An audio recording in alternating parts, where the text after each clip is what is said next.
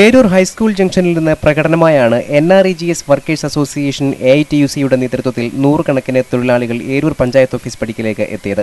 ധർണ Punnoor MLA advocate K Raju ഉദ്ഘാടനം ചെയ്തു. പഞ്ചായത്ത് ഓഫീസിലേക്ക് വർക്കേഴ്സ് അസോസിയേഷന്റെ പേരിൽ വലിയ മാർച്ച് നമ്മൾ സംഘടിപ്പിച്ചത്.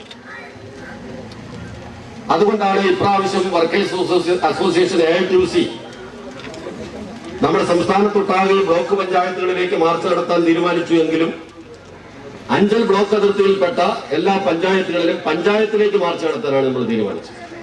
തൊഴിലുറപ്പ് തൊഴിലാളികളുടെ വിവിധ ആവശ്യങ്ങൾ ഉന്നയിച്ച് AITUC സംസ്ഥാന വ്യാപകമായി തദ്ദേശ സ്വയംഭരണ സ്ഥാപനങ്ങളിലേക്ക് മാർച്ചും ധർണയും സംഘടിപ്പിച്ചതിന്റെ ഭാഗമായാണ് ഏരൂർ, അഞ്ചൽ, ഇടമുളയ്ക്കൽ എന്നീ പഞ്ചായത്തുകളിലേക്ക് മാർച്ചും ധർണയും നടത്തിയത്.